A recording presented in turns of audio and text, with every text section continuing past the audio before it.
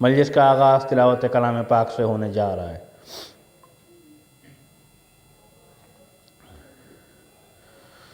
جو لوگ باہر تشریف فرمائیں ان سے بھی گزارش ہے کہ مسجد کے اندر تشریف لے آئیں۔ مولانا موصوف تشریف لا رہے ہیں، تمام مومنین سے شرکت کے لیے گزارش ہے۔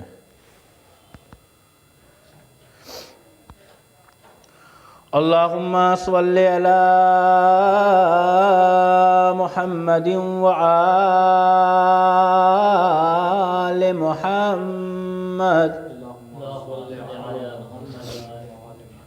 اعوذ باللہ من الشیطان اللعین الرجیم، بسم اللہ الرحمن الرحیم۔ الف لام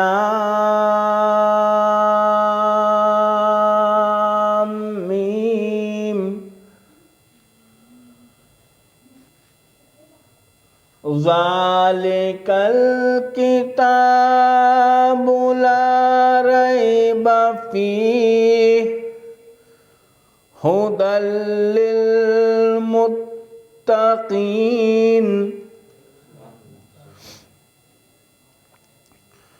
الذین یؤمنون بالغیب ویقیمون الصلاۃ ومما رزقناہم ينفقون،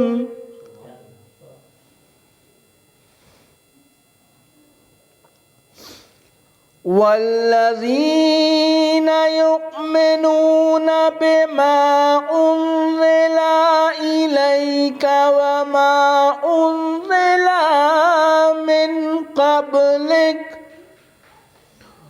وبالآخرۃ ھم یوقنون۔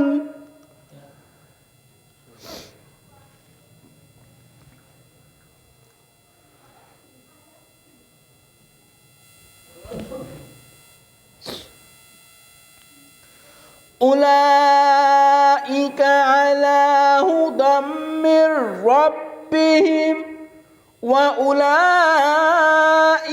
هُمُ الْمُفْلِحُونَ۔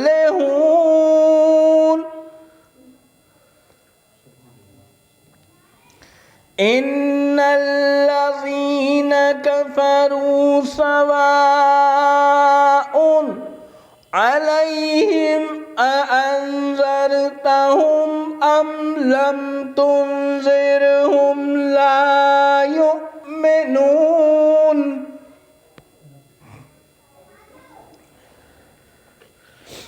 ختم اللہ علی قلوبہم وعلی سمعہم وعلی ابصارہم غشاوہ وَلَهُمْ عَذَابٌ عَظِيمٌ۔ صدق اللہ العلی العظیم وصدق رسولہ النبی الکریم۔ اللہم صلی علی محمد وآل محمد۔ گزارش ہے جناب خمبر صاحب سے کہ وہ آئیں بارگاہ امام منظوم نذران عقیدت پیش کریں۔ نعرہ صلوات۔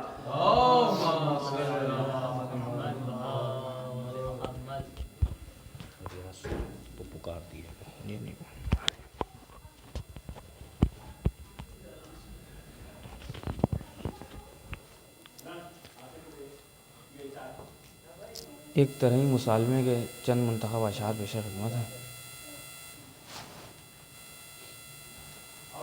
اس کا مصرع طرح تھا کہ اعجاز نمایاں ہے اب تک غم سرور کا۔ اسی زمین میں چند اشعار پیش خدمت ہیں۔ مطلب عرض ہے کہ مذہب نہ سیاست ہے عنوان سخنور کا، مذہب نہ سیاست ہے عنوان سخنور کا، دنیائے سخن میں ہے چرچا علی اصغر کا، دنیائے سخن میں ہے چرچا علی اصغر کا. اور اس نے مطلب دیکھیں کہ والشمس سراپا ہے ہم شکل پیمبر کا. والشمس سراپا ہے ہم شکل پیمبر کا. ہے سورہ یوسف میں چہرہ علی اکبر کا. والشمس سراپا ہے ہم شکل پیمبر کا. ہے سورہ یوسف میں چہرہ علی اکبر کا. اور 18ویں ذی الحجہ کی خوشیاں یہ بتاتی ہیں. 18ویں ذی الحجہ کی خوشیاں یہ بتاتی ہیں. اعجاز نمایاں ہے اب تک غم سرور کا.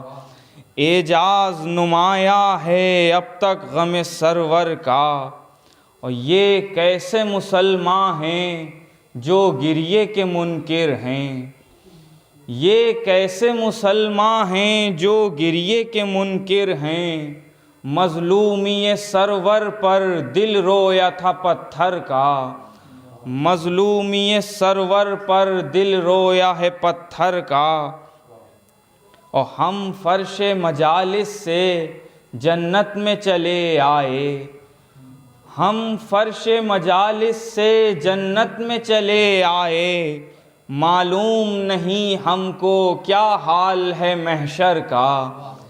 ہم فرش مجالس سے جنت میں چلے آئے. معلوم نہیں ہم کو کیا حال ہے محشر کا. اور مظلوم کے لاشے پر زینب کا یہ نوحہ ہے. مظلوم کے لاشے پر زینب کا یہ نوحہ ہے. جینے نہیں دیتا ہے مرنا علی اکبر کا. جینے نہیں دیتا ہے مرنا علی اکبر کا. اور بے مقنع و چادر ہیں ہمشیر دلاور کی. بے مقنع و چادر ہیں ہمشیر دلاور کی. سر نیزے پہ کیا ٹھہرے غیور برادر کا. سر نیزے پہ کیا ٹھہرے غیور برادر کا. آئیے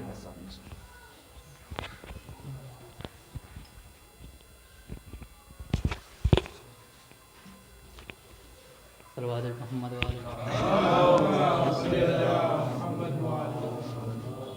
قطع طور خاص نظر فرمائیں.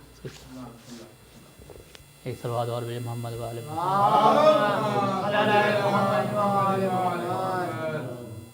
ذکر بطول ذکر شہ کربلا کرو.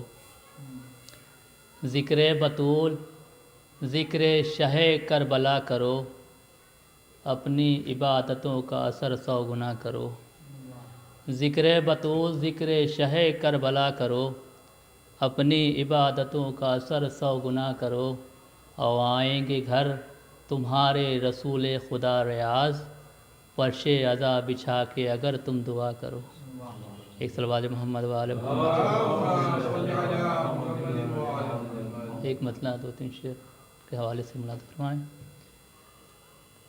ایک اور صلوات بھی محمد والے مطلب طور خاص دیکھیں کہ ہم باب شہر علم سے غافل نہیں ہوئے. ہم باب شہر علم سے غافل نہیں ہوئے. بس اس لیے زمانے میں جاہل نہیں ہوئے. بس اس لیے زمانے میں جاہل نہیں ہوئے. اور کثرت سے جن نمازوں میں بھیجے گئے درود. کثرت سے جن نمازوں میں بھیجے گئے درود. ارکان ان نمازوں کے باطل نہیں ہوئے. کثرت سے جن نمازوں میں بھیجے گئے درود. ارکان ان نمازوں کے باطل نہیں ہوئے. اور ہر لمحہ یہ دعا ہے ظہور امام ہو. ہر لمحہ یہ دعا ہے ظہور امام ہو. ہم ان کے انتظار سے غافل نہیں ہوئے. ہر لمحہ یہ دعا ہے ظہور امام ہو. ہم ان کے انتظار سے غافل نہیں ہوئے. آخر شعر بطور خاص کے فتوے جو دے رہے ہیں خلاف غم حسین. فتوے جو دے رہے ہیں خلاف غم حسین، جاہل وہ لوگ آج بھی قابل نہیں ہوئے۔ فتوے جو دے رہے ہیں خلاف غم حسین، جاہل وہ لوگ آج بھی قابل۔ یہ تھے جناب ریاض لکھنوی صاحب جو بارگاہ امام منظور نذرانہ عقیدت پیش کر رہے تھے۔ قطع سماعت فرمائیں کہ جہاں ہوگا تیرا قیام حسین، جہاں ہوگا تیرا قیام حسین، وہیں ہوں گے تیرے غلام حسین۔ ہے یقین مجلس شہ میں مصروف، ہے یقین مجلس شہ میں مصروف، خلد میں ہوں گے احتشام حسین، خلد میں ہوں گے احتشام حسین۔ اسی کے ساتھ آپ سے گزارش کرتا ہوں کہ ایک بار سورہ حمد اور 3 دفعہ سورہ اخلاص پڑھ کر سید احتشام حسین عابدی نے سید علی مہدی عابدی کو روح کو ارسال کر دیں۔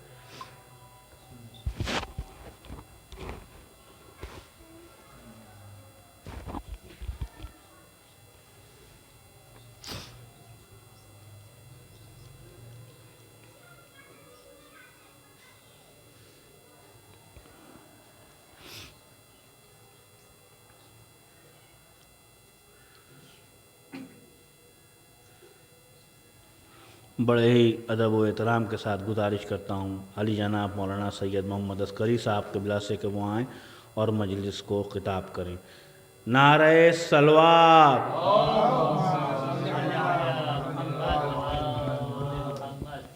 آگے تشریف لے آئیں لوگ تو اچھا رہے گا۔ بھائی صاحب آن لائن مجلس ہے آپ کی بنگلہ دیش میں۔ آپ حضرات تھوڑا تھوڑا آگے تشریف لے آئیں، اس لیے بہت خلا ہے اس کو پر کیجیے۔ آئیے قمبر صاحب ادھر آگے آئیے، واجد صاحب آپ بھی تھوڑا سا آگے تشریف لیں، بڑا خلا ہے۔ ایک مرتبہ سورہ حمد اور 3 مرتبہ سورہ اخلاص کی تلاوت فرما کے مرحوم احتشام حسین صاحب ابن علی مہدی صاحب کے لیے۔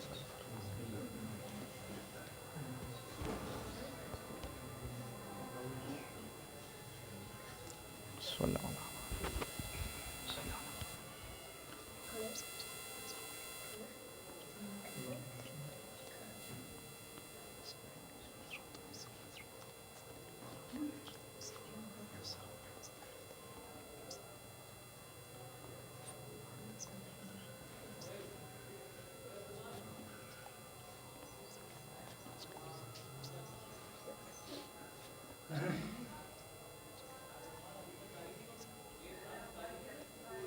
فاتحہ۔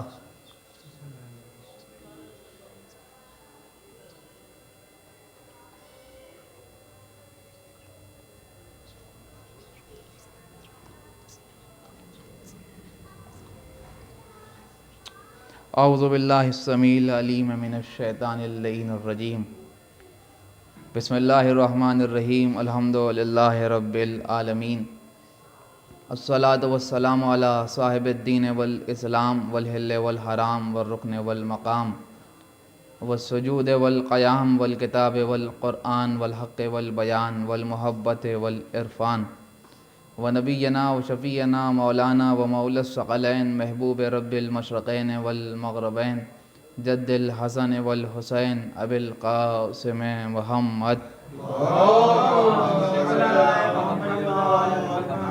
وعلی اہل بیتہ الطیبین الطاہرین المعصومین المظلومین المنتخبین المنتجبین الذین اذھب اللہ عنہم الرجس وطہرہم تطہیرا۔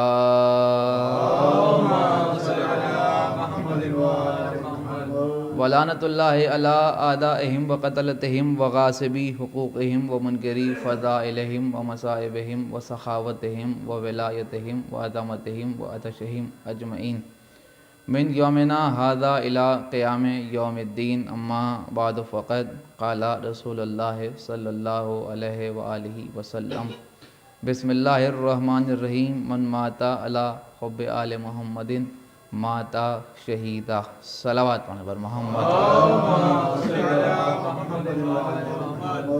حضور سرور کائنات سرکار ختمی مرتبت کے ارشاد مقدس کو سرنامہ بیان قرار دیا ہے، جس میں پیغمبر نے یہ فرمایا کہ جو بھی آل محمد کی محبت پر مر جائے وہ شہید مرتا ہے۔ 1000 مرتبہ کی سنی ہوئی حدیث ہے، پیغمبر نے محب اہل بیت کے دنیا سے گزر جانے کو تعبیر کیا ہے شہادت جیسے عظیم تمغے سے۔ اور ظاہر ہے کہ ایصال ثواب کے سلسلے سے مجلس منعقد ہو رہی ہے کہ چند باتیں عرض کر کے بات کو تمام کرنا ہے۔ حدیث مفصل ہے، پیغمبر نے ماتا شہیدہ کے بعد ارشاد فرمایا ماتا مغفورہ، کہ وہ مغفرت کیا ہوا دنیا سے جاتا ہے کہ جو اہل بیت کی محبت پر مرتا ہے۔ پھر فرمایا ماتا تائبہ، تائب جاتا ہے کہ جو بھی اہل بیت کی محبت پر اس دنیا سے جاتا ہے۔ پھر فرمایا ماتا مستکمل الایمان، اور وہ کامل الایمان مرتا ہے۔ یعنی یہ اسناد اور یہ شرف اس شخص کے لیے پیغمبر بیان فرما رہے ہیں کہ جو محبت اہل بیت میں دنیا سے گزر گیا، شہید ہو جاتا ہے، پہلا شرف، تائب مرتا ہے، دوسرا شرف، مغفور مرتا ہے، تیسرا شرف، اور مستکمل الایمان مرتا ہے۔ یعنی یہ 4 شرف اس شخص کے لیے ہیں کہ جو پیغمبر کے اہل بیت کی محبت پر دنیا سے گزر جاتا ہے۔ دوسری چیز اس کے برعکس جو حضور نے فرمایا کہ من ماتا علی بغض آل محمد، یعنی جو بھی آل محمد کے بغض پر مر جائے اس کے لیے تمام چیزوں کو سمیٹ کے پیغمبر نے ایک بات ارشاد فرمائی ماتا کافرہ، وہ کافر مرتا ہے۔ دیکھیے قبلہ اب وقت زیادہ تفصیل سے عرض کرنے کا نہیں ہے، لیکن ایک بات یہاں پہ بہت سمجھنے کی ہے کہ پیغمبر نے یہ نہیں فرمایا کہ ماتا منافق، کہ وہ منافق مرتا ہے، یہ بھی نہیں فرمایا کہ وہ مرتد مرتا ہے، یہ بھی نہیں کہا کہ وہ گناہگار مرتا ہے، یہ بھی نہیں کہا کہ وہ گناہگار ہونے کے ساتھ ساتھ وہ ملحد مرتا ہے، بلکہ فرمایا ماتا کافرہ، وہ کافر مرتا ہے۔ اس کا مطلب یہ کہ ان تمام چیزوں کو سمیٹ کے ایک بات پیغمبر نے بیان فرما دی کہ جو اہل بیت کی محبت تو مر جائے، اب اس کے ایمان تو بحث نہیں ہوگی، اس کے تقوی پر بحث نہیں ہوگی، اس کے عبادت گزار ہونے پر بحث نہیں ہوگی، اس لیے کہ یہ ساری بحثیں اس کے لیے ہوتی ہیں کہ جو مسلمان ہو، اور جو دشمنی پر مر گیا وہ کافر مرا، جب مسلمان ہی نہیں تھا تو تقوی کیسا؟ صلوات پڑھنے پر محمد یہ تمام اسناد، یہ تمام بحثیں جو ہیں اس شخص کے لیے ہیں کہ جو محبت اہل بیت پر دنیا سے جا رہا ہے۔ پہلا شرف کہ وہ شہید ہے، پھر وہ تائب ہے، پھر وہ مغفور ہے۔ لیکن قبلہ حدیث زبردست اس سلسلے سے ہے، ورنہ میں آپ کی خدمت میں اس وقت عرض کروں، بزرگ تشریف فرمائے، پڑھے لکھے افراد بیٹھے ہوئے ہیں، یہ اس بات کو سمجھیں گے کہ پیغمبر نے محبت اہل بیت پر مر جانے والے کے لیے ارشاد فرمایا کہ وہ شہید ہے۔ اگر ہم اس حدیث کے اس فقرے کو ہٹا لیں کہ پیغمبر نے کہا جو آل محمد کی محبت تو مر جائے، اہمیت حدیث کو اگر سمجھنا ہے تو اس بات کو ہٹا لیجیے۔ یعنی کسی مسلمان سے عام طور پر سوال کر رہے ہیں، ہم ان سے کہہ رہے ہیں کہ آپ اس بات کا تذکرہ ہی نہ کریں کہ پیغمبر نے فرمایا، آپ ان سے یہ پوچھیے کہ بتاؤ شہادت کیا سمجھتے ہو؟ کسی بھی مسلمان سے اگر پوچھا جائے کہ شہادت کا کیا درجہ ہے تمہاری نگاہ میں، توبہ کرنے کو کیا سمجھتے ہو، مغفرت کی نعمت کو کیسے دیکھتے ہو، کامل الایمان ہونا تمہاری نظر میں کیسا ہے، تو کون بیوقوف مسلمان ہوگا جو اس بات کا انکار کر دے کہ شہادت شرف نہیں ہے، توبہ فضیلت نہیں ہے، مغفرت ہو جانا کامیابی نہیں ہے، کامل الایمان ہونا بڑی دولت نہیں ہے۔ یعنی یہ تمام شرف ایسے ہیں کہ جو بغیر کسی فرق کے ہر مسلمان کی نگاہ میں محترم ہیں۔ اگر کوئی شہید ہو جائے تو اس سے اچھی موت نہیں ہو سکتی، اگر کسی کی توبہ قبول ہو جائے تو اس سے بڑا کوئی آدمی نہیں ہو سکتا، اگر کسی کو مغفرت حاصل ہو جائے تو اس سے بڑی کوئی نعمت نہیں ہو سکتی، اگر کسی کو کامل الایمان ہونے کی سند حاصل ہو جائے تو اس سے بہتر کوئی شخص نہیں ہو سکتا۔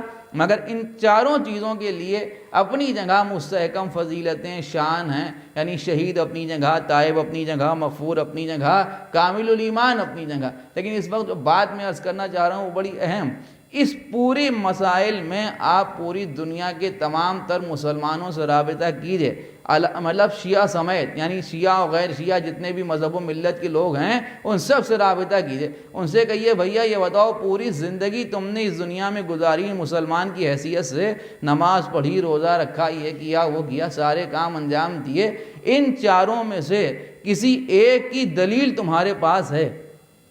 بہت توجہ چاہتا ہوں جو بات میں عرض کر رہا ہوں، ان چاروں چیزوں میں سے شہادت میں، کامل الایمان ہونے میں، تائب ہونے میں، مغفور ہونے میں، ان چاروں شرف میں سے کسی ایک کے بارے میں یقین کے ساتھ کہہ سکتے ہو کہ ہاں ہم نے اپنی پوری زندگی میں ایسی عبادت کی ہے کہ کم سے کم ہماری توبہ تو قبول ہی ہو جائے گی؟ یا کوئی یہ کہہ سکتا ہے کہ ہم نے کم از کم اتنی عبادت کی ہے کہ ہمیں کامل الایمان ہونے کا درجہ ضرور مل جائے گا؟ یا کوئی یہ کہہ دے کہ ہماری مغفرت ضرور ہو جائے گی؟ یا کوئی یہ کہہ دے کہ ہمیں شہادت ضرور ملے گی؟ ہے کسی مسلمان کے پاس اس بات کی گارنٹی کہ ان چاروں میں سے کوئی ایک چیز ملے گی؟ اس کا مطلب یہ ہوا کہ پوری زندگیاں صرف کر دینے کے بعد ان چاروں میں سے کسی ایک کی گارنٹی نہیں ہے کہ ملے گی یا نہیں ملے گی۔ اب قربان جائیے اس خاندان رسالت کی محبت میں کہ پوری زندگی چاروں میں سے کسی ایک کی ضمانت نہیں ہے۔ یہاں موت آ رہی ہے بغیر پیغمبر کہہ رہے ہیں مغفورہ، تائبہ، شہیدہ، صلوات پڑھیں پر محمد علیہ ایک صلوات اور پڑھ دیتا مل کے پر محمد علیہ سمجھ رہے ہیں آپ؟ تو ایک شخص کے لیے جو محبت اہل بیت پر چلا گیا، پیغمبر فرما رہے ہیں کہ وہ مغفور بھی ہے، وہ شہید بھی ہے، وہ تائب بھی ہے، اور وہ کامل الایمان بھی ہے۔ دیکھیے قبلہ عام طور پر بہت سی چیزیں ایسی ہیں کہ جنہیں ہم نے 1000 مرتبہ جب سے ہوش سنبھالا ہے تب سے سنا اور پڑھا ہے، نتیجہ یہ ہوتا ہے کہ ان تمام چیزوں کا اب ویسا احساس ہمارے پاس نہیں رہتا کہ جیسا ہونا چاہیے۔ لیکن اگر آپ سمجھیے تو یہ کوئی معمولی چیزیں پیغمبر نے نہیں فرمائی کہ ماتا تائبہ، تائب جاتا ہے، تائب مطلب توبہ کیا ہوا۔ توبہ میں سمجھتا ہوں کہ ذرا سا بھی مجھے یہ بات بیان کرنے میں کوئی کوتاہی نہیں کہ نماز پڑھنا ہے، نماز پڑھنے کے بعد نماز ختم کی، مغرب کی، عشاء کی، اور اس کے بعد ایک مرتبہ کان پکڑے اور 2-4 رخساروں پر چاٹے لگائے توبہ توبہ، اور اس کے بعد سر رکھا سجدے میں اور چلے گئے، یہی توبہ سمجھتے ہیں۔ میں سمجھتا ہوں عرف عام میں اس سے زیادہ توبہ ہٹ کے کوئی سوچ سمجھتے ہی نہیں۔ لیکن بھائی اصل میں یہ توبہ نہیں، توبہ کا بڑا معاملہ ہے۔ توبہ جو ہے وہ اصل میں اللہ کی طرف سے مل جانے والی توفیق کا نام۔ اگر آپ محسوس کریں اپنی خاموشی کے درمیان ہی تو میں آپ کی خدمت میں ایک جملے میں لفظ توبہ کی تعریف کروں، اللہ کی بارگاہ میں اپنے گناہوں کی مغفرت کے لیے درخواست کرنے کو کہتے ہیں توبہ۔ آپ غور فرما رہے ہیں؟ نہیں ہمارے گناہ، ہم اپنے گناہ کی بات کر رہے ہیں، یہ ہمارے گناہ ہیں۔ اس میں کون ایسا ہے جو یہ نہیں چاہتا کہ ہمارے گناہ بخش دیے جائیں؟ لیکن بخش دیے جائیں گے تو مغفرت ہو جائے گی۔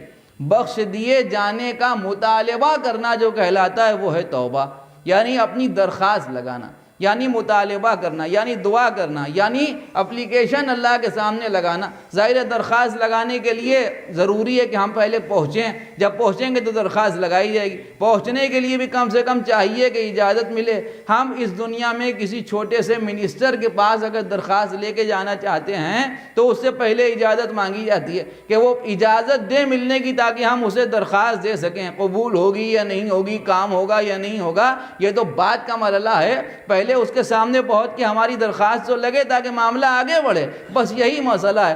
اگر وہ اجازت دے دے اپنی بارگاہ میں آنے کی تب تو ہماری درخواست وہاں تک پہنچتی ہے۔ قبول ہو جائے تو یہ ایک الگ مسئلہ ہے، رد ہو جائے تو یہ دوسرا مسئلہ ہے، مگر پہنچنا سب سے اہم چیز ہے۔ اپنے گناہوں کی مغفرت کرانے کے لیے اللہ کی بارگاہ میں پہنچنے کو کہتے ہیں توبہ، یعنی یہ بھی اللہ کی طرف سے ملنے والی توفیق ہے۔ اگر اللہ توفیق نہ دے تو کوئی بندہ اپنے گناہوں کی مغفرت کی درخواست بھی نہیں کر سکتا۔ پیغمبر کریں من مات علی حب آل محمد مات تائبہ، مغفرت تو چھوڑیے، کسی دشمن اہل بیت کو توبہ کرنے کی بھی اجازت نہیں ہے۔ صلوات پڑھیں پر محمد علیہ وسلم۔ اور یہ بھی بڑی دلیل آپ کی خدمت میں اس سلسلے میں عرض کروں، اور دلیل قرآنی کہ جناب یوسف کا واقعہ اللہ قرآن میں سنا رہا ہے۔ آپ جناب یوسف کا واقعہ قرآن میں پڑھیں، اس میں یہی سارا تذکرہ ہوتا ہے کہ جناب یوسف کے بھائیوں نے جب یوسف کو کنویں میں پھینکنے کی تیاری کی تو انہوں نے آپس میں طے کیا، اور ظاہر ہے کہ اس بات کو سمجھ رہے تھے کہ کام صحیح نہیں ہے، غلط کام ہے۔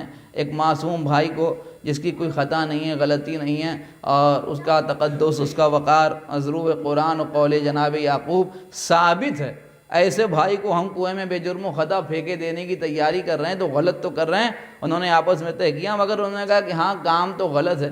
دیکھیے بہت توجہ کی ضرورت ہے، کام تو غلط ہے، مگر ابھی چونکہ ہمارے فائدے کا ہے، اصلاً گناہ کے پیچھے سب سے بڑا مسئلہ اور فلسفہ جو ہوتا ہے وہ یہی ہوتا ہے کہ گناہ جو ہے وہ شیطان ظاہری فائدہ دکھا کے کراتا ہے، باطنی نقصان چھپا کے۔ ایک صلوات پڑھتے ہیں پر محمد علیہ بیٹا خاموش بیٹھے رہو نہیں تو چلے جاؤ یہاں سے۔ ایک صلوات پڑھتے ہیں پر محمد یعنی ظاہری فائدے کی طرف اشارہ کرتا ہے، ظاہری فائدہ دکھاتا ہے اور باطنی نقصان کو چھپا لیتا ہے۔ نتیجہ یہ ہوتا ہے کہ بندہ فطری طور پر گناہ کی طرف آمادہ ہو جاتا ہے۔ یہی معاملہ جو تھا وہ برادران یوسف کے ساتھ بھی ہوا۔ انہوں نے کہا کہ صاحب یہ ابھی یوسف کو کنویں میں پھینک دینا جو ہے وہ ہمارے فائدے کی بات ہے، لہذا ہم یوسف کو کنویں میں پھینکے دیتے ہیں، بعد میں اللہ سے توبہ کر لیں گے، اس لیے کہ وہ تو بخش دینے والا ہے ہی۔ آپ سمجھ رہے ہیں، یہ بہت بڑی غلط فہمی مسلمانوں کے درمیان رائج کی گئی ہے کہ وہ تو بخش دینے والا ہے ہی، بعد میں ہم اللہ سے توبہ کر لیں گے۔ نتیجہ یہ ہوا کہ اپنے مطابق، اپنے پلان کے مطابق انہوں نے یوسف کو کنویں میں پھینک دیا۔ تاریخ گواہ ہے، قرآن گواہ ہے، علماء مفسرین گواہ ہیں، سب سے پہلے اللہ نے یوسف کے بھائیوں سے جو چیز چھینی وہ تھی توبہ کی توفیق۔ آپ سمجھ رہے ہیں، پوری زندگیاں گزر گئی یوسف کے بھائیوں کی مگر انہیں توبہ کرنے کی توفیق میسر نہیں ہوئی، اس لیے کہ مغفرت اس وقت ہوگی جب توبہ ہوگی، توبہ اس وقت ہوگی جب اللہ توفیق دے گا۔ کسی مجمن اہل بیت کو توبہ کی توفیق نہیں ہے، مغفرت تو دور کی بات ہے۔ صلوات پڑھتے ہیں پر محمد علیہ۔ یہ توفیق، یہ جو مغفرت سے پہلے کا مسئلہ ہے کہ اگر توبہ ہوگی تو مغفرت ہوگی، چنانچہ اللہ جب چاہتا ہے، لہذا اللہ نے انہیں اجازت ہی نہیں دی کہ وہ آ کے توبہ کریں۔ اب میں سمجھتا ہوں کہ اگر یہ بات سمجھ میں آ جائے تو یہ بڑا مسئلہ بھی یہی حل ہو جائے کہ یوسف کے مجرم تھے ان کے بھائی، اللہ نے انہیں توبہ کرنے کی توفیق نہیں دی۔ اب آپ ہمیں بتائیے کہ جب چھوٹے نبی کے گناہگار سے اللہ توفیق توبہ سلب کر لیتا ہے تو پھر سید الانبیاء کے مجرموں کو اللہ کیسے معاف کر دے گا؟ فاطمہ زہرا کے دشمنوں کو اللہ کیسے معاف کر دے گا؟ مسئلہ مغفرت کا صرف یہی ہے۔ عام طور پر لوگ کہتے ہیں صاحب آپ کسی کو برا کیوں کہتے ہیں؟ کسی کو مطلب آپ کسی کا مطلب سمجھیے، کسی کو برا کیوں کہتے ہیں؟ آپ کو حق نہیں ہے کسی کو برا کہنے کا، اس لیے کہ کیا پتہ اللہ انہیں معاف کر دے۔ دیکھیے کئی مرتبہ اس بات کا تذکرہ کر چکا ہوں، بات آ گئی تو آپ بھی سن لیجئے کہ وہ یہ کہتے ہیں صاحب آپ کسی کو برا نہ کہیے، کیا پتہ اللہ انہیں معاف کر دے، کیا پتہ اللہ انہیں معاف کر دے۔ اگر یہ بات مومنین کے لیے کہی جاتی، یقین جانیے معاشرے سے فساد کا خاتمہ ہو جاتا۔ آپ مسجد میں بیٹھے ہوئے ہیں، گھر میں بیٹھے ہوئے ہیں، کسی میٹنگ میں ہیں، کسی محفل میں، کہیں ادھر ادھر بیٹھے ہوئے ہیں، اور وہاں اگر کوئی کہہ رہا صاحب کسی نے کسی کا تذکرہ شروع کیا، نے کہا آپ کیوں کہہ رہے ہیں برا، کیا پتہ اللہ انہیں معاف کر دے۔ اگر یہ بات معاشرے میں رائج ہو جائے تو سوسائٹی سے، سماج سے، معاشرے سے فساد کا خاتمہ ہو جائے۔ لیکن یہاں تو معاملہ ہی الٹا ہے، یہاں معاملہ یہ ہے کہ ایک آدمی غیبت کر رہا ہے اور دوسرا بڑے مزے سے سن رہا ہے۔ صلوات پڑھیں پر محمد علیہ۔ اور دوسرا ایک جھوٹ بول رہا ہے، دوسرا جھوٹ کو آگے بڑھا رہا ہے، سمجھ ایک بہتان باندھ رہا ہے، دوسرا بہتان کو صداقت کا جامہ پہنا رہا ہے۔ یہ ساری باتیں ہمارے سامنے ہیں، لہذا مومنین کے لیے نہیں، مسلمانوں کے لیے نہیں، بلکہ کس کے لیے کہتے ہیں؟ جن کے لیے بخشش کا کوئی گنجائش ہی نہیں ہے، یزید کے لیے۔ آپ سمجھ صاحب اللہ آپ یزید کو برا کیوں کہتے ہیں؟ کیا پتہ اللہ یزید کو معاف کر دے۔ اللہ میں یقین جانیے اگر یزید بخش دیا گیا تو پھر کوئی جہنم ہی نہیں جائے گا، اس لیے کہ اللہ نے قتل امام حسین تو ایک الگ مسئلہ ہے، اس کی تو بات چھوڑیے، اس کے علاوہ بھی بہت سے لوگوں کے لیے اللہ نے جہنم بنایا نہیں بنایا۔ مثلا جھوٹا جہنم جائے گا، مکار جہنم جائے گا، شرابی جہنم جائے گا، جواری جہنم جائے گا، زناکار جہنم جائے گا۔ یہ ساری باتیں سب سمجھتے ہیں نہیں سمجھتے ہیں؟ اب اگر یزیدی بخش دیا گیا، اور جب یزید بخش دیا گیا تو پھر ہر شرابی جہنم کیسے جا سکتا ہے؟ اس لیے کہ وہ کہنے کا حق رکھتا ہے اللہ کی بارگاہ میں پروردگار پی تو ہے مگر یزید سے تو کم ہی پی ہے، جب تو نے اسے بخش دیا تو پھر ہمیں بخشنے کو تیار کیوں نہیں ہے؟ جواری جوا کھیلنے والا کہہ رہا ہے کہ ہم نے کھیلا ہے مگر صاحب یزید سے تو کم ہی کھیلا ہے، جب تو نے اسے بخش دیا تو پھر ہمیں کیوں نہیں بخش رہا ہے؟ اگر یزید بخش دیا گیا تو کوئی جہنم میں جانے کا دعوے دار ہی نہیں رہے گا، عدالت الوہیت پر حرف آ جائے گا، لہذا سب بخشے جا سکتے ہیں، یزید تو بالکل نہیں بخشا جا سکتا۔ ایک بات تو یہ، اور دوسری بات بڑی اہم ترین یہ ہے کہ بات ظاہر ہے کہ مسلمانوں کا مطلب ابن بطوطہ نے اس بات پر زیادہ وکالت کی ہے، انہوں نے ابتدا کی یعنی انتظام کیا شروع سے، انہوں نے کہا فرعون بخشا جائے گا، نمرود بخشا جائے گا، حامان بخشا جائے گا، شداد بخشا جائے گا، آخر میں آن کے ان کا بند ٹوٹتا ہے یزید بن کے صاحب جب سارے کے سارے بخش دیے جائیں گے تو بھی یزید بخش دیا جائے گا۔ یعنی وہ اتنے بڑے بیوقوف ہے کہ وہ سمجھتے ہیں کہ فرعون کا اور یزید کا معاملہ ہی ایک ہے، شداد کا اور یزید کا معاملہ ایک ہے، فرعون کا یزید کا معاملہ ایک ہے، نمرود کا اور یزید کا معاملہ ایک ہے۔ بھیا یزید کا کیس فرعون کے کیس سے الگ ہے، نمرود کا کیس یزید کے کیس سے الگ ہے، شداد کا کیس یزید کے کیس سے الگ ہے۔ میں آپ کی خدمت میں عرض کر رہا ہوں، یہ سمجھیے اصل میں مسئلہ یہ ہے کہ فرعون اللہ کا دشمن ہے، نمرود اللہ کا دشمن ہے، شداد اللہ کا دشمن ہے، اور یزید اللہ کا دشمن نہیں ہے، اللہ یزید کا دشمن ہے۔ کیوں دشمن ہے؟ دلیل کیا ہے؟ دلیل حدیث پیغمبر، ابغض اللہ من ابغض حسینہ، جس نے حسین سے دشمنی کی اللہ نے اس سے دشمنی کی۔ یزید کی حسین دشمنی ثابت ہے اور اللہ کی یزید دشمنی ثابت ہے۔ صلوات پڑھیں بر محمد علیہ، سب بخشے جا سکتے ہیں لیکن یزید نہیں بخشا جا سکتا۔ چنانچہ بات اچھا کیوں بخشے دیا جائے گا؟ صاحب آپ کو معلوم نہیں اللہ غفور الرحیم ہے؟ اصل میں آپ اس مسئلے کو سمجھیں تو یہ بات بہت آسانی سے سمجھ میں آ جائے گی۔ اسی لیے نہیں بخشا جائے گا کہ وہ غفور الرحیم ہے۔ یہ بھی بڑی مہین بات ہے جو ہمارے اور آپ کے علاوہ یعنی مومنین کے علاوہ دوسرے لوگ اس بات کو نہیں سمجھ سکتے۔ اور صاحب آپ کیوں کہتے ہیں صاحب اللہ بخش دے گا؟ کیوں بخش دے گا؟ کیا وہ غفور الرحیم ہے؟ اصل میں مسئلہ یہ ہے کہ وہ اسی لیے نہیں بخشے گا کہ وہ غفور الرحیم ہے۔ کیوں؟ اس لیے کہ اگر غفور الرحمان ہوتا تو سب کو بخشتا، کیونکہ وہ غفور الرحیم ہے اسی لیے سب کو نہیں بخشے گا۔ اس بات کو اگر سمجھ لیا تو سمجھ لیا محنت کامیاب۔ بسم اللہ الرحمن الرحیم، شروع کرتا ہوں اللہ کے نام سے جو رحمان بھی ہے اور رحیم بھی ہے۔ الحمدللہ رب العالمین الرحمن الرحیم، تمام تعریفیں اس اللہ کے لیے جو رحمان بھی ہے اور رحیم بھی ہے۔ یعنی رحمان مطلب رحم کرنے والا، رحیم مطلب رحم کرنے والا۔ ایک ہی لفظ کے دو معنی ہیں، خلاف بلاغت ہے۔ عام طور پر ہمارے جیسے جو طالب علم ہیں جنہیں زبان پہ کچھ بھی نہیں معلوم، زبان کے ذیل سے بھی واقف نہیں ہیں، وہ بھی اس بات کو سمجھتے ہیں کہ ایک معنی کے دو لفظ بار بار استعمال کرنا جو ہے یہ خلاف بلاغت ہے۔ جائے کہ خالق فصاحت و بلاغت، خالق زبان و بیان وہ کہہ رہا ہے کہ رحمان اور رحیم مطلب رحم کرنے والا اور رحم کرنے والا۔ شروع اس اللہ کے نام سے جو رحمان ہے اور رحیم ہے، یعنی رحم کرنے والا ہے اور رحم کرنے والا ہے۔ تمام تعریفیں اس اللہ کے لیے جو رحم کرنے والا ہے اور رحم کرنے والا ہے۔ کون بتائے سوائے اس کے کہ جس کے گھر میں قرآن نازل ہوا ہے؟ اس لیے کہ تفسیر، ترجمے اور تفسیر کا بڑا مسئلہ ہے۔ ترجمہ تو ہر وہ شخص کر سکتا ہے جو زبان جانتا ہے، لیکن تفسیر کا حق اسی کو ہے جس کے گھر میں قرآن نازل ہوا ہے یا جس پر قرآن نازل ہوا ہے۔ کون بتائے سوائے صادق آل محمد حضرت امام جعفر صادق علیہ الصلوۃ والسلام کے؟ حضرت سے سوال پوچھا گیا، فرزند رسول آپ بتائیے کہ یہ رحمان اور رحیم کے معنی؟ حضرت نے فرمایا معنی دونوں کے رحم کرنے والا ہے۔ فرق کیا ہے؟ امام نے فرمایا رحمان سے مراد ہے رحمت عامہ۔ رحمت عامہ کا مطلب یہ کہ جب سورج نکلے گا تو سب کے لیے، ہوا چلے گی تو سب کے لیے، پانی برسے گا تو سب کے لیے، اور جب دنیا میں رزق تقسیم ہوگا تو سب کے لیے۔ یہ ہے رحمان۔ رحیم سے مراد ہے رحمت خاصہ، یعنی جنت سب کے لیے نہیں ہے، کوثر سب کے لیے نہیں ہے، سلسبیل سب کے لیے نہیں ہے۔ یہ کس کے لیے؟ یہ خاص لوگوں کے لیے۔ اب آپ قرآن کی ساری آیات دیکھ لیجئے، جہاں جہاں لفظ غفور آیا ہے وہاں وہاں لفظ رحیم آیا ہے۔ غفور الرحمان کہیں آیا ہوتا تو ہم بھی سمجھتے رحمت ویسے ہی ہے جیسے سورج، جیسے چاند، جیسے ہوا، جیسے بادل، جیسے پانی۔ لہذا سب کے لیے سورج ہے، سب کے لیے رحمان، غفور الرحیم رحمان ہے، لہذا سب کو بخش بھی دے گا۔ نہیں، وہ غفور الرحیم ہے۔ رحیم سب کے لیے نہیں ہے، کوثر سب کے لیے نہیں ہے، جنت سب کے لیے نہیں ہے، سلسبیل سب کے لیے نہیں ہے، اسی طرح مغفرت بھی سب کے لیے نہیں ہے۔ امام نے فرمایا رحمان کائنات کے ہر شخص کے لیے ہے، رحیم ہم آل محمد کے چاہنے والوں کے لیے ہے۔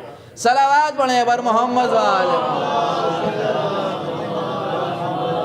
لہذا سب کی مغفرت اور سب کی بخشش تو اللہ کی بارگاہ میں نہیں ہو سکتی۔ سب تو نہیں بخشے جائیں گے، صرف وہی بخشے جائیں گے جن کے پاس تمغے محبت و ولایت اہل بیت، جو محبت اہل بیت کے تمغے کے ساتھ جائیں گے وہی بخشے جائیں گے۔ یا آپ وقت نہیں، ورنہ میں آپ کی خدمت میں عرض کرتا یوں کہہ دوں کہ جو اہل یمین ہے وہی بخشے جائیں گے۔ اہل یمین اور اہل یسار، اصحاب یمین اور اصحاب یسار۔ اصحاب یمین کون ہے؟ جن کا نامہ اعمال ان کے داہنے ہاتھ میں ہوگا۔ بائیں ہاتھ والے کون ہیں؟ جن کا نام اعمال ان کے بائیں ہاتھ میں ہوگا۔ اب یہ تو ہمیں کم از کم سمجھانا نہیں پڑے گا کہ نامہ اعمال کس کا دائیں ہاتھ میں ہوگا؟ جو یہاں سے شہادت نامہ لے کے گیا ہے اسی کا نامہ اعمال دائیں ہاتھ میں ہوگا۔ اس لیے یہ بھی روایت میں وارد ہوا ہے کہ روز محشر لوگ اپنی ماں کے نام سے پکارے جائیں گے۔ دیکھیے اکثر چیزیں ایسی ہیں جو روایات میں بیان ہوتی ہیں، مگر یہ کہ کبھی کبھی غیر وضاحتی طور پر بھی تذکرہ ہوتا ہے۔ بالکل صحیح بات ہے، اس سے انکار نہیں کیا جا سکتا کہ روایات میں اس بات کا تذکرہ نہیں ہے کہ روز محشر لوگ ماں کے نام سے پکارے جائیں گے، لیکن سب نہیں۔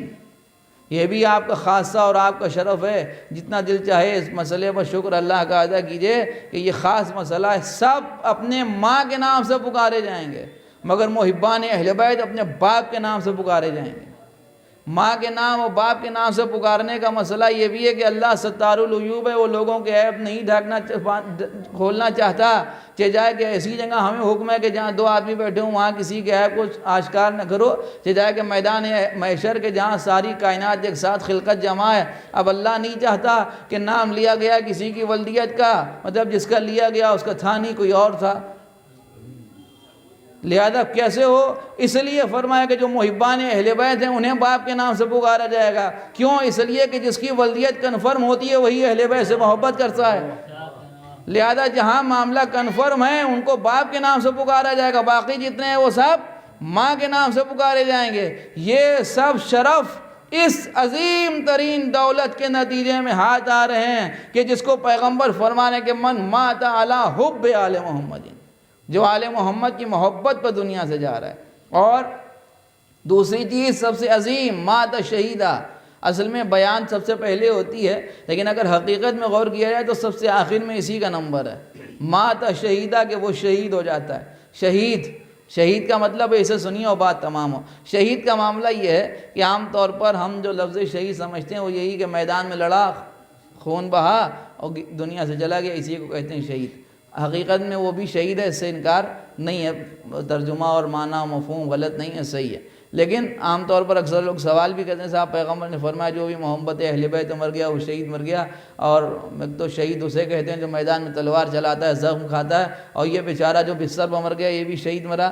اصل میں مسئلہ یہ ہے کہ فلسفہ شہادت سمجھنا ہے، یہ کون سا فلسفہ ہے جس کی وجہ سے شہید ہو گیا ہے۔ اس فلسفہ شہادت کو سمجھنے کے لیے فلسفہ شہادت سے پہلے فلسفہ جہاد کو سمجھنا پڑے گا، اس لیے کہ شہید جو ہوتا ہے وہ شہید سے پہلے مجاہد ہوتا ہے۔ جب مجاہد ہوتا ہے تو وہی شہید ہوتا ہے، جو مجاہد ہوتا ہے وہی شہید ہوتا ہے، گھر میں بیٹھنے والا شہید نہیں ہوتا ہے۔ شہید ہونے کے لیے مجاہد ہونا ضروری ہے۔ فلسفہ جہاد سمجھ میں آ گیا تو فلسفہ شہادت بھی سمجھ میں آئے گا۔ جہاد کیا ہے؟ جہاد اصل میں ایک الگ مسئلہ ہے کہ اسلام کے سب سے زیادہ بدنام ہونے والے رکن کو بھی جہاد کہتے ہیں۔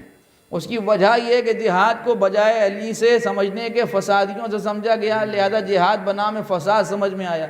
جہاد اصل میں عربی کے 3 حروف کا مجموعہ ہے، جہد، جس کے معنی ہے کوشش کرنا۔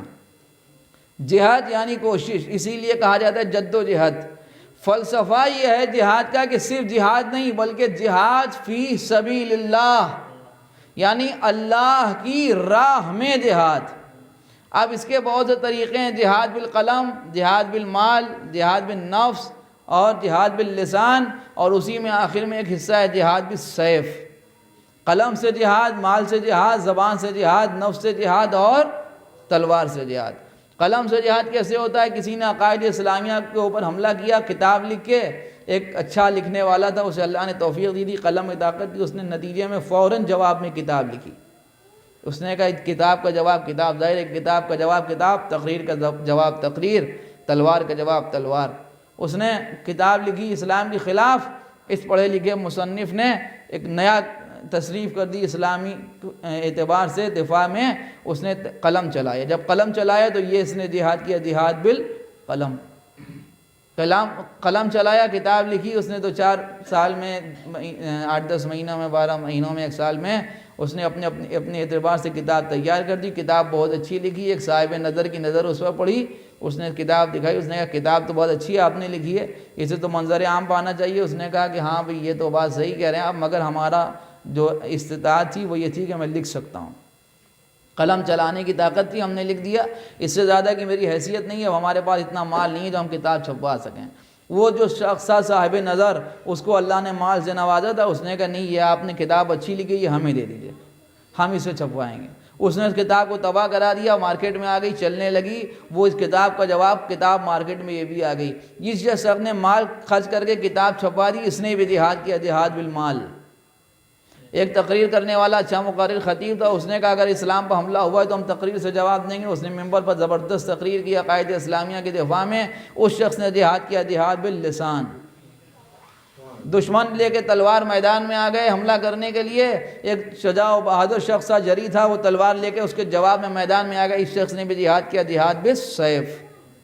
اسی فہرست میں ایک اور جہاد ہے، جہاد بالنفس، جس کے لیے میدان و فوج کی ضرورت نہیں ہے، جو صبح و شام ہوتا ہے، ہمارے یہاں بھی ہوتا ہے، آپ کے یہاں بھی ہوتا ہے۔ اور خاص طور سے اس مہینے میں اس کی مثال دیکھی جا سکتی ہے، دسمبر اور جنوری میں صبح کا وقت ہے، مثلا فجر کا وقت ہے، اذان کی آواز آ رہی ہے، مؤذن مسجد سے کہہ رہا ہے حی علی الصلاۃ، نماز کے لیے آؤ، یا علی خیر العمل، خیر عمل کے لیے آؤ۔ موسم کی نزاکت اجازت نہیں دے رہی ہے کہ اٹھو، سردی بہت ہے، کوہرا گر رہا ہے، نرم اور گرم بستر میں سونا زیادہ آسان ہے، تے جا کے ٹھنڈے وضو سے پانی وضو کر کے اتنی دور جا کے نماز پڑھنا، مصلی پر ٹھنڈ کا ماحول ہے۔ اب یہ جو دو چیزیں ہیں، یہ دو چیزیں نہیں ہیں بلکہ ایک جہاد ہے۔ لشکر اسلام چاہتا ہے کہ بندہ نماز پڑھنے آ جائے، لشکر کفر چاہتا ہے نہیں اسی انداز سے سوتا رہے۔ اگر یہ الٹ کے آ گیا نماز پڑھنے مصلی پر تو اسلام کو لشکر جیت گیا، اور اگر یہ اسی انداز سے اسی شان سے سوتا رہا آرام سے مزے سے تو یقین یعنی ایک کفر کا لشکر جیت گیا۔ یہ ہے جہاد بن نفس۔ یہ تمام تر جو ہیں وہ جہاد ہیں، اور یہ جہاد کرنے والا جو ہے وہ ہے مجاہد۔ جو قلم چلا رہا ہے وہ بھی مجاہد ہے، جو تقریر کر رہا ہے وہ بھی مجاہد ہے، جو مال خرچ کر رہا ہے وہ بھی مجاہد ہے، اور یہ جو اٹھ کے نماز پڑھنے کے لیے کوشش کر رہا ہے، جا رہا ہے سردی میں کوہرے میں، یہ بھی مجاہد ہے۔ یہ ہے مجاہد، یہ فلسفہ جہاد ہے۔ آپ اسے سمجھ رہے ہیں، فلسفہ جہاد۔ اس کی تصویر اگر دیکھنا چاہیے تو 2 منٹ میں وہ تصویر بھی میں آپ کو دکھاؤں۔ جہاد بالسیف جو سب سے زیادہ بدنام ہے اس حوالے سے کہ کاٹ دینے کا نام، مار دینے کا نام جہاد ہے، جناب امیر مولا کائنات حضرت علی ابن ابی طالب علیہ الصلوۃ والسلام۔ ہاں صلوات ایسے پڑھیے لگے مجلس میں بیٹھے ہوئے ہیں۔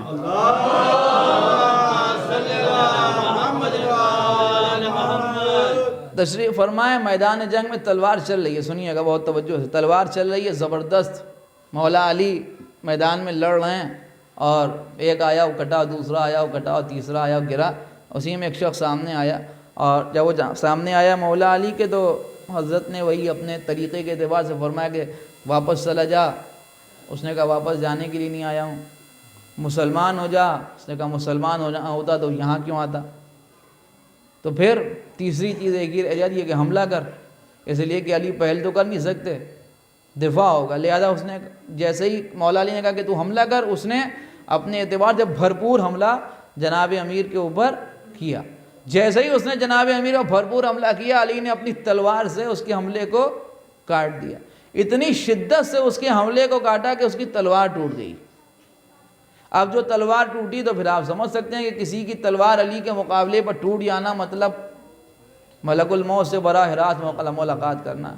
وہ گھبرا گیا، لیکن آدمی سمجھدار چالاک قسم کا آدمی تھا وہ، جیسے ہی اس کی تلوار ٹوٹی وہ فوراً کہنے لگا یا علی اپنی تلوار مجھے دے دیجئے۔ بڑی آسانی سے ہم نے کہہ دیا، اور اس سے زیادہ آسانی سے آپ نے سن لیا، لیکن یہ اتنا آسان ہے نہیں۔ کسی میدان میں دشمن آپ سے آپ کا اسلحہ مانگ رہا ہے، بلا تشبیہ معاملہ یہ ہے کہ جھگڑا ہو رہا تھا، کسی سے بحث ہو رہی تھی، وہ بحث جو تھی وہ ایک مرتبہ اس نے سنجیدگی اختیار کی، نتیجہ یہ ہوا کہ ایک ریوالور اس نے نکالی اور دوسری آپ نے نکالی۔ اس نے جیسے ہی جو ہے وہ فائر کیا، اور وہ غلطی سے وہ سمجھ رہا تھا کہ لوڈ ہے، وہ لوڈ تھی نہیں، وہ خالی نکل گیا فائر۔ اب ظاہر ہے اس کو معلوم ہے کہ اس کا فائر خالی نکل گیا، لیکن آپ کے پاس جو ریوالور ہے اس میں سارے کارتوس فل ہیں۔ اب وہ سمجھ رہا ہے، وہ آپ سے کہہ رہا ہے اپنی ریوالور مجھے دے دیجئے۔ یہ کوئی چھوٹی بات، آپ ظاہر ہے کہ ریوالور لے کے وہ آپ کو گلے تو لگائے گا نہیں، اس لیے کہ ابھی اس نے فائر پہلے کیا ہے، یہ تو آپ کی خوش قسمتی تھی اور اس کی بد قسمتی تھی کہ وہ خالی نکل گیا معاملہ۔ اب وہ آپ سے جب ریوالور مانگ رہا ہے تو گلے لگانے کے لیے تو مانگ نہیں رہا ہے، وہ تو فوراً جواب میں فائر کرے گا۔ اب کون ایسا ہوگا، کوئی عقل مند تو بھائی نہیں دے گا۔ میں جملہ کہہ رہا ہوں سنیے، چاہے جیسے پوری تقریر ایک طرف ہو، میں سمجھتا ہوں یہ جملہ ایک طرف، جیسے جی چاہے سن لیجئے۔ عقل مند ہوتا ہے تو نہ دیتا، مگر علی تھے اس لیے دے دیا۔ عقل مند ہونے اور علی ہونے میں بڑا فرق ہے۔ جیسے ہی جناب امیر سے اس نے کہا اپنی تلوار مجھے دے دیجئے، وہ اپنے گھوڑے سے 2-3 فٹ مولا نیچے جھکے اور تلوار اس کی طرف اچھال دی۔ جیسے ہی اس کی طرف تلوار اچھالی، جو اس نے پڑھ کے جلدی سے تلوار جو تھی وہ روک لی، تلوار اس نے روک لی۔ اب جو تلوار روکی تو اس نے پہلا سوال جو کیا، بڑا جائز سوال جو ہر آدمی کے دماغ میں ہوگا، اس نے یہ پوچھا کہ آپ نے تلوار اس شان سے کیوں دی؟ پہلا سوال۔ 2 سوال اس نے پوچھے، اس کا پہلا سوال یہ تھا کہ آپ نے تلوار جو تھی اس شان سے کیوں دی؟ تلوار دینے یا کسی چیز بھی دینے کا انداز تو یہ ہے کہ ہاتھ بڑھا کے سیدھے اس نے دے دی، لیکن یہ 2-3 فٹ نیچے جھک کے تلوار دینے کا مطلب سمجھ میں نہیں آیا اس کی۔ سنیے، مولا مسکرا کے فرمانے لگے کہ اگر میں تلوار لے کے تیری طرف بڑھتا تو تیرے دل میں خیال پیدا ہوتا تھا کہ میں تجھے قتل کر دوں گا، اور تو نے مانگ لیا اور مانگ کے سائل بن گیا، اور جب سائل بن گیا تو سائل کے دل کو دھڑکایا نہیں جاتا۔ یہ ہے علی کی اعلیٰ ظرفی۔ آپ سمجھ رہے ہیں، ایسے تھوڑی شیر خدا کہلاتے ہیں۔ صلوات پڑھیں بر محمد شیر ہونے اور شیر خدا ہونے میں بڑا فرق ہے۔ لہذا جناب امیر نے تلوار اسے دے دی، اس کو جواب بھی دے دیا۔ اب اس نے سب سے عظیم سوال جو کیا وہ یہ کیا کہ آپ نے تلوار تو ہمیں دے دی، ظاہر ہے کہ ایک تلوار مولا علی کے پاس تھی، ایک شخص اس کے پاس تھی، اس کی تلوار ٹوٹ گئی، جناب امیر کی تلوار اس کے پاس چلی گئی، اب علی کے پاس کوئی تلوار تو ہے نہیں۔ اس نے پوچھا آپ نے اپنی تلوار تو مجھے دے دی، اب آپ کو مجھ سے کون بچائے گا؟ جیسے ہی کہا کہ مجھ سے کون بچائے گا، علی نے مسکرا کے پوچھا کیا تو سمجھتا ہے کہ تلوار بچاتی ہے؟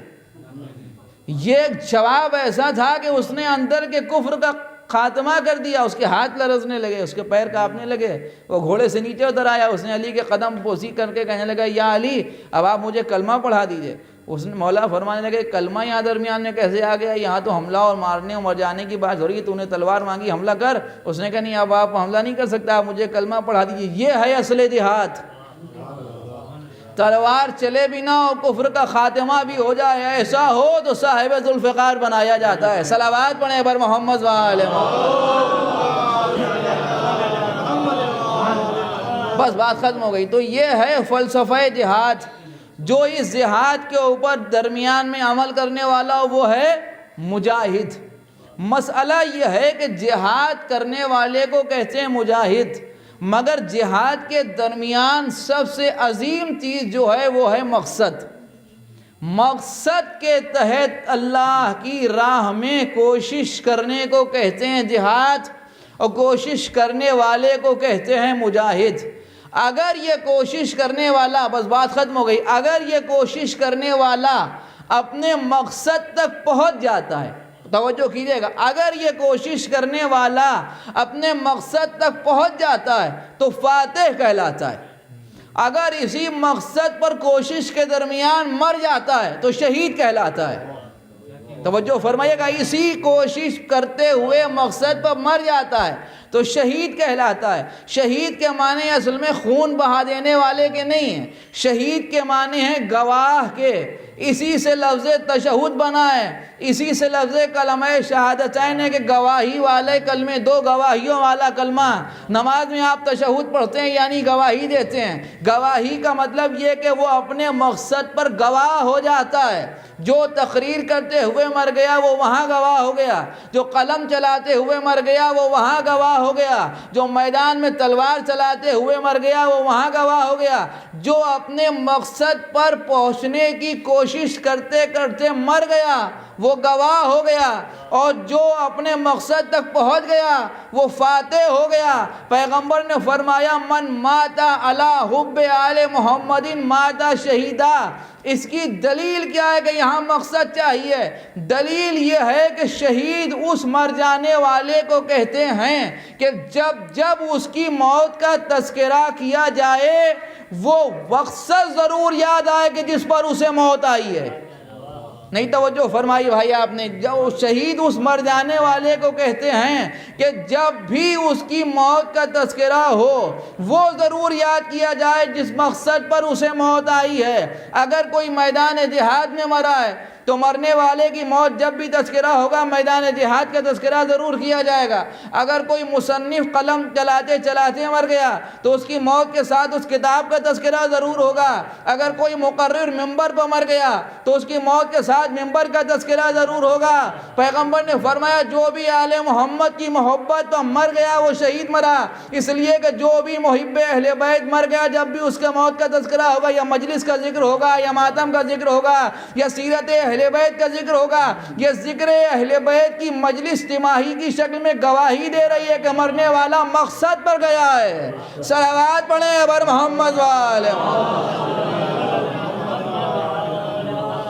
اپنے مقصد پر دنیا سے چلا گیا، اس لیے اسے کہا جا رہا ہے کہ مات شہیدہ، وہ شہید مر گیا، یعنی اپنے مقصد پر گواہ ہو گیا۔ اب جس نے جتنی عظیم قربانی، جتنی عظیم کوشش کی، اس کے درجات اسی طریقے اور اسی حوالے سے بلند ہیں۔ بس قبلہ مات شہیدہ، مات مغفورہ، مات طائبہ، مات مستکمل الایمان، مگر شرط ہے من مات علی حب آل محمد، جو آل محمد کی محبت مر گیا وہ شہید مرا، وہ طائب مرا، وہ مغفور مرا، وہ مستکمل الایمان مرا۔ بس عزیزاں بات تمام ہو گئی۔ ایک مرحوم ایک مومن پاک کے ایصال ثواب کی مجلس ہے، خدا بہرحال ان کے درجات کو بلند فرمائے، اس لیے کہ بہرحال ان کے درجات بلند ہیں، صرف دعا اخلاقی ہوتی ہے، اس لیے کہ درجات میں بلندی میں اور اضافہ ہو جاتا ہے، ورنہ محب اہل بیت جائے کہ آپ ظاہر ہے کہ میں ان کے سلسلے سے کیا کہوں، آپ بہتر طریقے سے ان سے واقف ہیں، خاص طور سے یقین یعنی کہ آج اس مجلس میں، اس محلے میں جب مجلس پڑھنے کے لیے آئے تو واقعاً اندازہ ہوا کہ وہ نہیں ہے، اس لیے کہ کبھی بھی ایسا نہیں ہوا کہ اس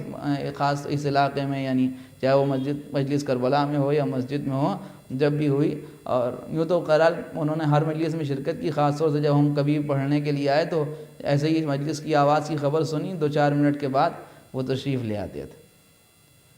یہ عظیم چیز ہے، وہ ظاہر ہے کہ محبت اہل بیت اور ان کی زندگی اور ان کے کردار جو کچھ بھی ہے، ظاہر ہے کہ انسان کی سب سے عظیم ترین زندگی کا مسئلہ یہی ہے کہ زندہ، قرآن کہہ رہا ہے شہید زندہ ہیں، اور اس سے بڑی اور کیا زندگی کی دلیل ہوگی کہ آدمی کو گئے ہوئے مہینوں ہو گئے مگر تذکرہ کیا جا رہا ہے۔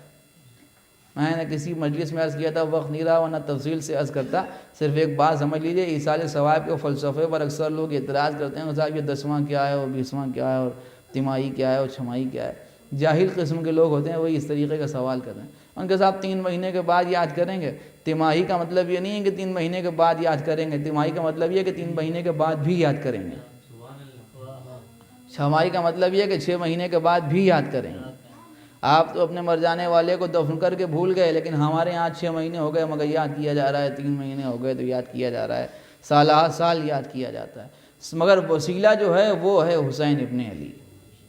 بس آپ اگر محسوس کر رہے ہوں تو ابھی میں نے ایک جملہ آپ کی خدمت میں عرض کیا تھا کہ مجاہد جو ہوتا ہے وہ یا مقصد پر پہنچتا ہے اور یا موت تک پہنچتا ہے، مقصد پر پہنچ جائے تو فاتح کہلاتا ہے، اور مقصد پر موت آ جائے تو شہید ہو جاتا ہے۔ دنیا میں واحد شخصیت حسین ہیں جو بیک وقت فاتح بھی ہیں اور شہید بھی ہیں۔ حسین کے علاوہ کوئی دوسری ذات کائنات عالم و آدم میں نظر نہیں آتی جو بیک وقت فاتح بھی ہیں اور شہید بھی ہیں، اس لیے کہ جیسا مقصد حسین کا تھا ایسا مقصد کسی کا نہیں تھا، جیسا فتح حسین ابن علی نے حاصل کی ایسی فتح کسی کی دلیل نہیں۔ شہادت حسین پر عصر عاشور کی قربانی گواہ ہے اور فتح حسین پر نوک نیزہ سے تلاوت گواہ ہے۔ بس عزیزوں آپ کی آوازیں بلند ہو گئیں، خدا مرحوم کے درجات بلند فرمائے۔ چند جملے سن لیجئے اور مجلس تمام ہو۔ کربلا کے بعد حسین ابن علی نے اپنی فتح کا اعلان اس انداز سے کیا کہ کوئی کٹا ہوا سر کلام نہیں کرتا، مگر حسین ابن علی نوک نیزہ پر تلاوت قرآن مجید کر رہے تھے۔ یہ تو سب سمجھتے ہیں، لیکن میں اگر اشارہ کروں تو اگر تصور حقیقی ہو جائے تو کلیجہ منہ کو آ جائے۔ یقین جانیے کہ اگر یہ تصور ہو جائے کہ سر حسین سے تلاوت کی آواز آتی کب تھی، یہ تو بیان ہوتا ہے نا کہ امام حسین کے سر سے نوک نیزہ سے تلاوت کی آوازیں آتی تھیں، لیکن آپ کو معلوم ہے کب آتی تھیں؟ جب بازار میں ہجوم بڑھ جاتا تھا، جہاں علی و فاطمہ کی بیٹیاں بے مخنہ و چادر تھیں، ہاتھ پسے گردن سے بندھے ہوئے تھے، اسی بازار میں جب ہجوم بڑھتا تھا تو نوک نیزہ سے تلاوت کی آواز آنے لگتی تھی تاکہ لوگ کٹے ہوئے سر کو گولتا دیکھنے میں مشغول ہو جائیں، زینب کے کھلے سر پر نظر کم پڑے۔ آپ کو معلوم ہے کہ جناب ام کلثوم نے شمر ملعون کو بلایا، جب قافلہ شام پہنچا تو بیوی نے بلا کے پوچھا کہ ہم نے سنا ہے کہ تو صبح ہونے کا انتظار کر رہا ہے۔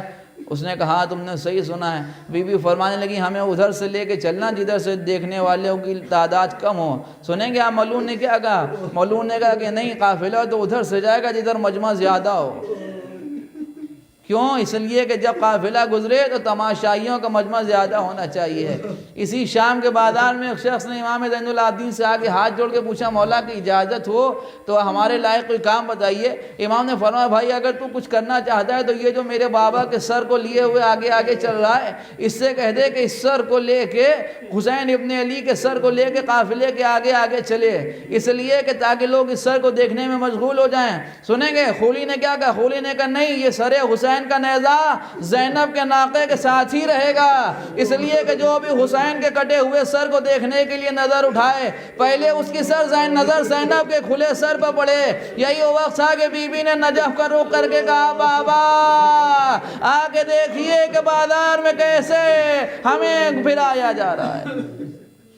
بس اجدو مجلس تمام ہو رہی ہے، قافلہ بازار کوفہ و شام سے گزارا جا رہا تھا، اور اس کے بعد جب دربار یزید کے قریب قافلہ پہنچا تو امام زین العابدین فرماتے ہیں بس مجلس تمام ہو گئی۔ امام فرماتے ہیں کہ ہم نے کئی وقت کی اذانیں باب الساعت پر شام کے دربار کے باہر سنی، اور جب صبح سویرا نمودار ہوا، سورج نکل آیا تو ہم نے دیکھا کہ ہمیں خبر ملی کہ دربار سجایا جا رہا ہے۔ سنی عزیزوں، کلیجہ منہ کو آ جائے، تاریخ کہتی ہے کہ امام فرماتے ہیں یہ وہ مصیبت ہے جو امام خود نقل کر رہے ہیں، کہہ رہے ہیں دربار سجایا جانے لگا۔